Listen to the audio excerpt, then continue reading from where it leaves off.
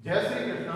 गीताधाम Gurukul online classes में आज class 12 art का राजनीति विज्ञान का जो दिनांक है 4/1/2021 अध्याय 12 भारत की विदेश नीति की प्रमुख विशेषताएं और गुट निरपेक्ष आंदोलन।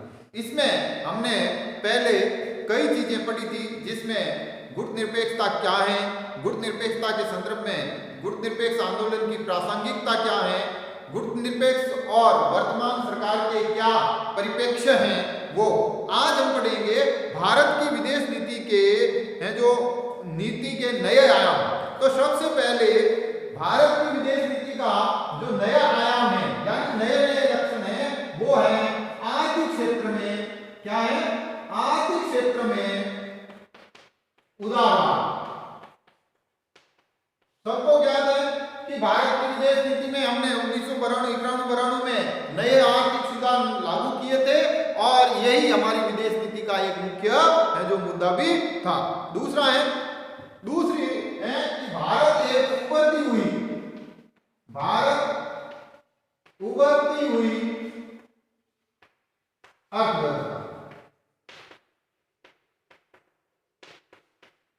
हमारे आर्थिक सुधार लागू करने के बाद 2006 से लेकर 2010 तक जब दुनिया भर में आर्थिक मंदियां थी, तब भारत की है जो आर्थिक व्यवस्था अपने आप में मजबूत थी।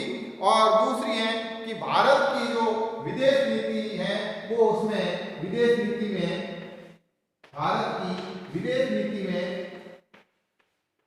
निरंतरता बनी हुई है। क्या है, यानी हमारी कंटिन्यूटी बनी हुई है। हमने कभी भी विदेश नीति को ब्रेक नहीं किया, तोड़ा नहीं, विदेश नीति से है जो पीछे नहीं मुड़े। हमेशा से वो जब से हमारी फ्रॉम हुई है 1954 से 51 से लेकर 54 के बीच जो मॉडल हमारा बना, वो मॉडल किसी न किसी रूप में आज भी चलता रहा है, उसमें कोई विशेष परिवर्तन देखने को नहीं मिल रहा है। दूसरी है कि हमारी विदेश नीति कितनी व्यापक है। क्या है, भारत की जो विदेश नीति है, क्या है, भारत की जो विदेश नीति है वो व्यापक है। क्या है, व्यापक है। व्यापक का अर्थ यह है कि इस विदेश नीति को जो रूपरेखा है, चाहे कोई भी दल की, गठबंधन की या किसी भी राजनीतिक दल की सरकार आए, वो उसे बदलने की कोई भी है जो बदलाव नहीं आता है। दूसरा है भारत की विदेश नीति का मुख्य उद्देश्य सुरक्षित और स्थिर क्षेत्रीय पर्यावरण की स्थापना करना। जो हमारा जो उद्देश्य है विदेश नीति का, वो उद्देश्य है एक निश्चित सुरक्षित व स्थिर पर्यावरणीय क्षेत्र स्थापित करना। क्या करना है, क्षेत्र स्थापित करना है, ताकि हमारा आर्थिक विकास लगातार जारी रहे और जो वसुदेव कुटुंब की भावना है, क्या है, वासुदेव कुटुंबकम की भावना को बल देना है। वासुदेव कुटुंबकम की भावना को हमारे यहाँ बल देना है, वासुदेव कुटुंबकम की भावना को बल देना है। और मोदी सरकार ने एशिया में बढ़ती हुई चीन की शक्ति से चेष्टा है, तो उसकी चीन के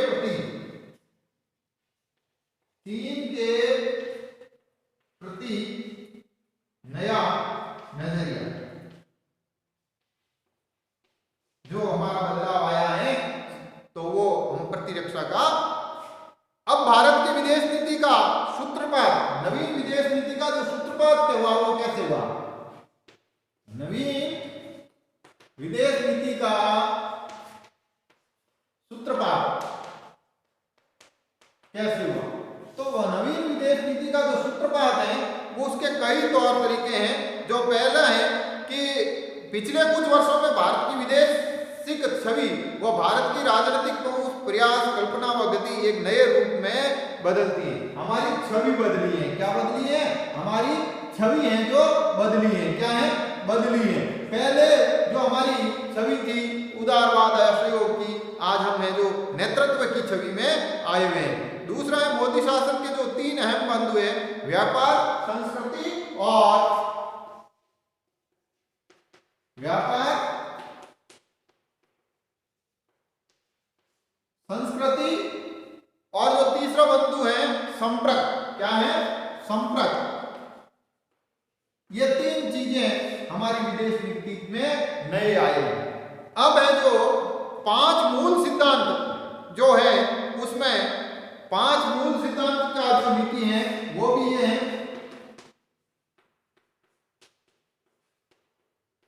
भारत की विदेश नीति के 5 मूल सिद्धांत हैं, जिसमें पहला है आर्थिक समृद्धि को प्रोत्साहन।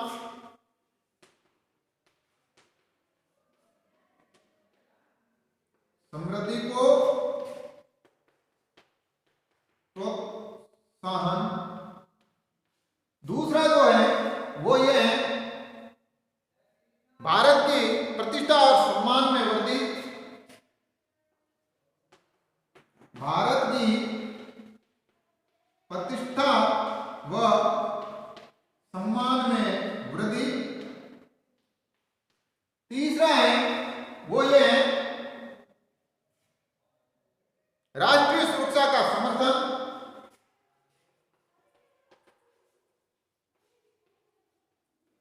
सुरक्षा का समर्थन। चौथा जो रखा गया है वो ये रखा गया है भारतीय सभ्यता और संस्कृति की मान्यताओं को प्रोत्साहन। भारतीय सभ्यता व संस्कृति की मान्यताओं को प्रोत्साहन। और जो 5वां है वो ये रखा गया है कि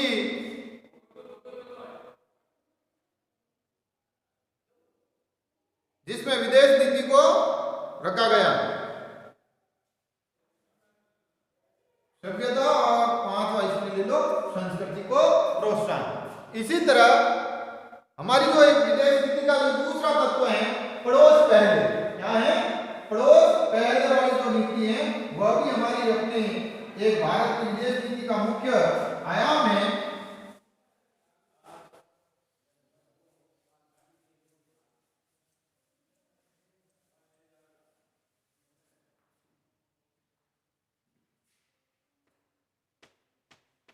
पड़ोस पहले।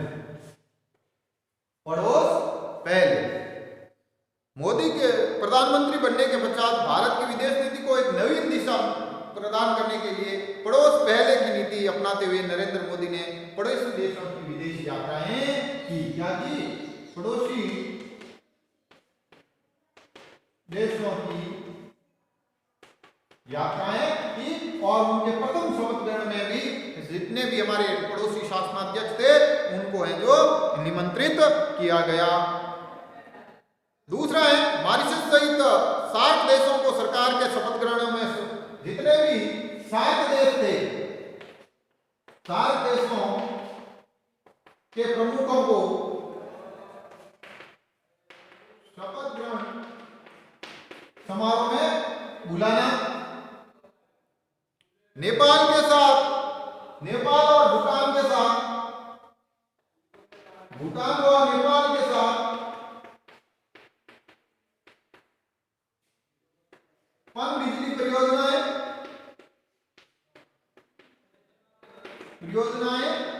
शुरू करना। अफगानिस्तान का विकास, अफगानिस्तान का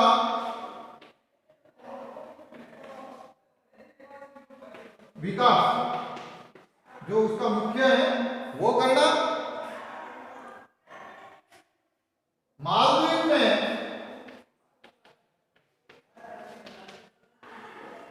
ऑपरेशन नीर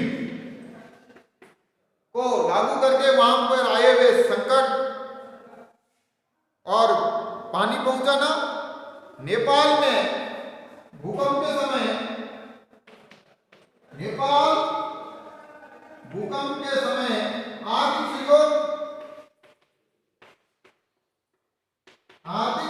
सहयोग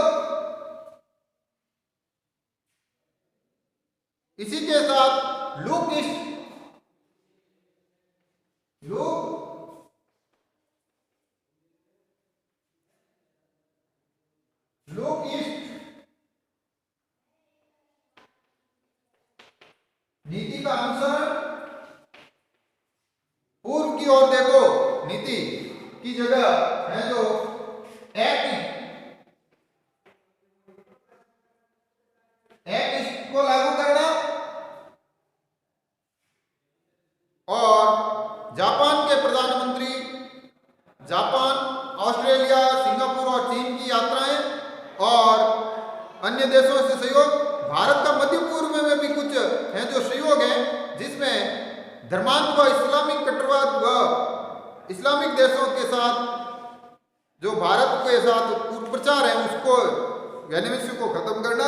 वैश्वीकरण में प्रौद्योगिकी युग की प्रदान में मध्य पूर्व में इस्लामिक अवधारणा का बोलबाला जो है उसे मुस्लिम शक्तिशाली राष्ट्रों के माध्यम से मॉडल पर जो चलता है उसको कम करना। मध्य पूर्व में मुस्लिम प्रभावित देशों में एक और सऊदी अरब और इराक जैसे सुन्नी विचारधाराओं का वर्चस्व है, उसमें भी भारत ने अपनी पहल जमाई है। इस्लामिक कट्टरवाद की जो धारा भारत से आयातित करने वाले उन 17 लाख कामगारों के भी अप्रत्यक्ष भूमिका अवश्य रही है जो लंबे समय से इस्लामिक देश के प्रभाव में रहे। भारत में परंपरागत रूप से जो उदारवादी मुस्लिम आबादी है उनको कट्टरवाद की ओर जो ले जाने वाले मध्य पूर्वता में जो अवधारणाएं जिम्मेदार हैं उसको भी उन्होंने रोकने में कामयाब किया है। भारत के ईरान में चाबार बंदरगाह पर भारी निवेश किया है। भारत की ऊर्जा आवश्यकताओं की पूर्ति मध्य पूर्व के देशों पर निर्भर है, जिसमें ईरान महत्वपूर्ण है, वहां से भारत के संबंध अच्छे हैं। जो भारत दुनिया का तीसरा बड़ा तेल आयातक देश है, वहाँ तेल की आवश्यकता पूर्ति के लिए खाड़ी देशों पर आश्रित है, और भारत ने इजराइल से लगभग 3 अरब अमेरिकी डॉलर की कीमत का सैन्य हार्डवेयर खरीदा है जो अपने आप में उसका कार्य है। और भारत और रूस परंपरागत जो मित्र हैं उसमें भारत में रूस में सैन्य सामग्री खरीदता है, और बदलती हुई राजनीतिक परिस्थितियों में भारत के लिए जर्मन एवं फ्रांस जैसे यूरोपीय देशों एवं संयुक्त अरब के निकट स्थापित करना भी आवश्यक